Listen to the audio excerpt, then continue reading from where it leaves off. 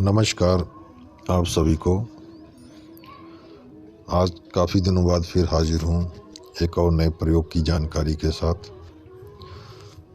आज का जो प्रयोग है ये आपके बहुत ही काम का है और ना ही आपको इसको जो है सिद्ध करने की ज़रूरत पड़ेगी।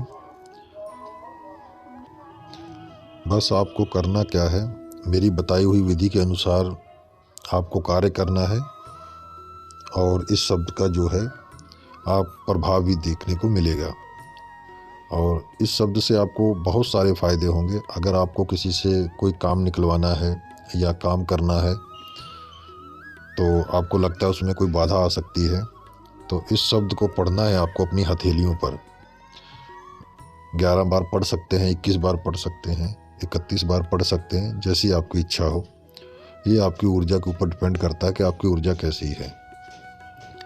तो मंत्र पढ़ के आपको अपनी हथेलियों पर फूंक मारना। जितनी बार मंत्र पढ़ेंगे उतनी बार ही आपको फूंक मारना है और अपने चेहरे से लेके अपने शरीर के पांव तक जो है इसको आपको 3 बार फेर लेना है। तो बस आप जिस कार्य के लिए जा रहे हैं सीधा वहीं पे जाइए, ना कि रास्ते में किसी से आपको बोलना है और सीधा अपने उस शख्स से मिलना है जहाँ पर आपको जिससे काम निकलवाना है या जो भी बात करनी है। अगर आपको सौदा करने जा रहे हैं तो इस तरह करके जाएंगे तो आपका 100% वो कार्य सफल हो जाएगा। वो कोई भी हो, जैसे आप किसी स्त्री से कोई काम निकलवाना चाहते हैं तो तब भी ये असर करेगा। ये ऐसा नहीं कि सिर्फ मर्दों के ऊपर ही काम करेगा, ये किसी भी मनुष्य के ऊपर काम करेगा, चाहे वो औरत हो चाहे वो मर्द हो, दोनों के ऊपर एक समान काम करेगा।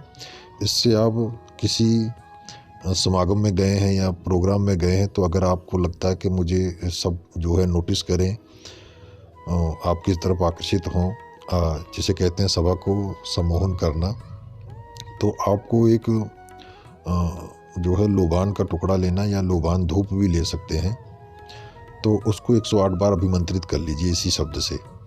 अभिमंत्रित करने के बाद जो कपड़े आपने पहने हैं नहाने के बाद, उन सभी कपड़ों को जो है इस जो है धूप को जलाकर जो है धुआं जो है 1 मिनट तक उसमें आपको दिखाना उन कपड़ों को और उसको पहन लेना है। पहनने के बाद उसमें थोड़ा सा गुलाब का इत्र जो है आप लगा लीजिए अपने कपड़ों में या कहीं भी।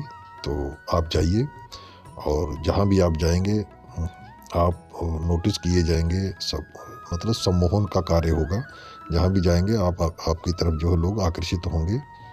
बस आपकी ऊर्जा अच्छी होनी चाहिए तभी कार्य होगा। अगर आपके ऊपर पहले से किसी प्रेत शक्ति का कोई प्रभाव होगा या तंत्र का प्रभाव होगा या नज़र दोष होगा या प्रेत शक्ति का कोई छुअन होगा, किसी प्रकार का भी कुछ आपके ऊपर नेगेटिव एनर्जी, मतलब कह लीजिए नेगेटिव ऊर्जा का प्रभाव हल्का सा भी होगा, तो वहाँ पर ये कार्य आपका सफल नहीं होगा। इस चीज़ का आप ध्यान रखिएगा, ये कार्य नहीं करेगा। अगर आपके ऊपर ऐसा कुछ है, ज़रूरी नहीं किसी के ऊपर कोई भूत प्रेत सवार होता तो तंत्र काम नहीं करता। अगर नज़र भी किसी को लगी होती है, नज़र टोटका जो होता है ये भी अगर लग जाता है तो वहाँ पर भी तंत्र जो है काम नहीं कर पाता है। तो अगर किसी को आपको वशीभूत भी करना है तो वो भी आप इससे काम ले सकते हैं। जैसे कि मीठा पान जो होता है उसमें तंबाकू और जो है चूना नहीं होना चाहिए, मीठा पान होना चाहिए। और उसमें जो है आप इसको अभिमंत्रित कर देंगे तो और जिसको भी खिला देंगे उसमें नाम पढ़ने की ज़रूरत नहीं है, क्योंकि नाम पढ़ने की ज़रूरत इसलिए नहीं है कि आप डायरेक्ट उसको देंगे, डायरेक्ट देंगे तो उसमें नाम की ज़रूरत नहीं। जो जिसको खिलाएगा अपने हाथ से वो उसी की तरफ आकर्षित हो जाएगा। तो ये ऐसा है। तो ये शब्द को जो है आप कई तरीक़ों से प्रयोग कर सकते हैं, वो आपकी अपनी बुद्धि लगाइए। मैंने आपको कुछ तरीके बता दिए हैं, बाकी आप अपने बुद्धि से इस्तेमाल ले सकते हैं। कई तरीके आप इसको अपने यूज में ले सकते हैं। मैंने आपको बता दिया किसी से काम कर निकलवाना है तब भी यूज़ कर सकते हैं, वशीभूत करना है तब भी कर सकते हैं। तो इसको आपको ये सब करने से पहले आपको शनिवार को जो है इसका 108 बार जाप कर लीजिएगा उत्तर मुख होकर के। और जाप करने से पहले अगर आप किसी गुरु के शिष्य हैं तो उनका जो क्या कहते हैं नाम जो आपको जो गुरु दीक्षा मंत्र दिया होता है उसका जाप कर लीजिए। गुरु मंत्र जो होता है उसका जाप कर लीजिए। अगर आप किसी के शिष्य नहीं हैं तो जिनको भी जो भी देवता के आप पूजा पाठ करते हैं उनके बीज मंत्र का जाप कर लीजिए।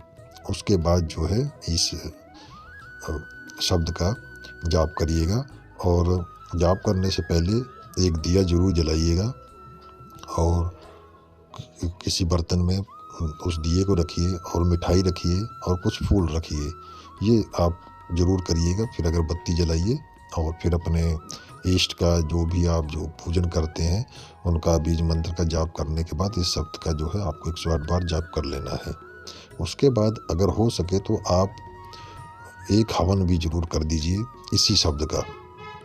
बस पीछे आपको स्वाहा कर बोलना है और इसका हवन कर देंगे तो आपकी शक्ति जो है और बढ़ जाएगी और इस मंत्र की जो काम करने की शक्ति वो भी बढ़ जाएगी। ये मैं आपको तरीका बता रहा हूँ। अगर आप ऐसा कर ले जाएंगे तो 100% आपका काम होगा ही होगा। और जिनका नहीं होगा उनको भी बता दूँ कि कुछ लोगों की ऊर्जा बहुत ही कमज़ोर होती है और ये कई तरीक़ों से देखा जा सकता है। कुंडली द्वारा भी देखा जा सकता है।